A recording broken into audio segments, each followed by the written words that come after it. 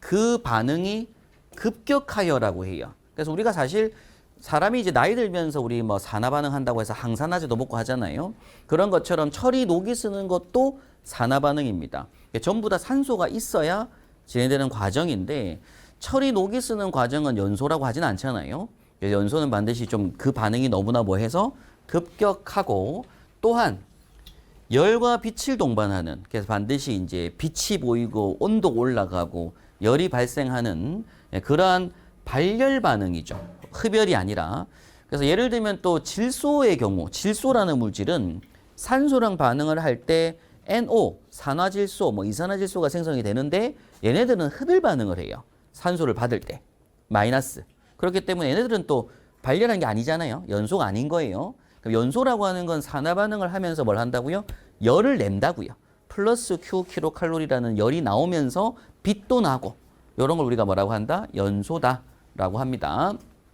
중요한 건 산소와 화합하는 산화 반응이라는 게 제일 중요하고 또 발열 반응이라는 것도 중요하고 빛을 발생시킨다. 요게 이제 연소의 정의다. 이렇게 한번 기억하실 필요 있는 거죠.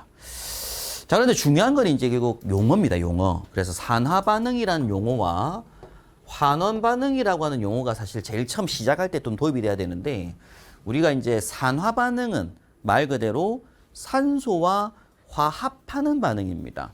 그래서 산소와 결합하는 반응이고요. 그럼 산소를 내어주는 반응, 들고 있던 산소를 내뱉는 반응은 되돌아간다라고 해서 환원 반응, 반대의 개념이죠.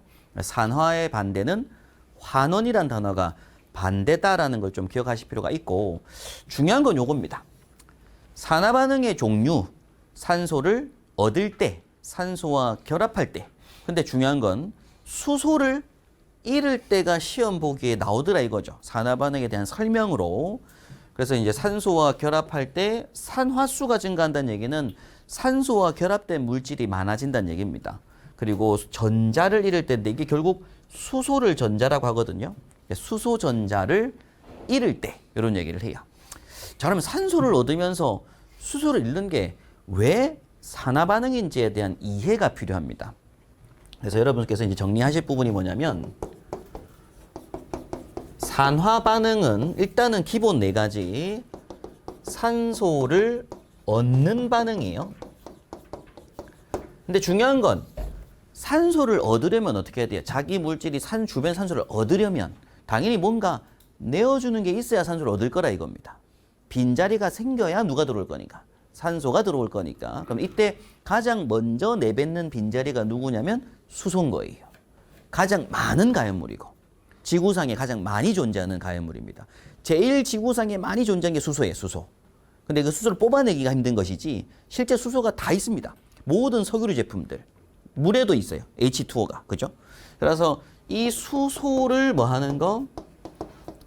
잃는 반응을 우리가 이 수소를 잃어야 그 자리에 누가 들어오기 때문에 산소가 들어오기 때문에 산화 반응이라고 합니다. 이 수소를 잃는다는 얘기는 전자를 잃는 반응이라고 하고요. 또 산소를 얻었기 때문에 산화수가 증가하는 반응이란 표현을 쓰게 돼요.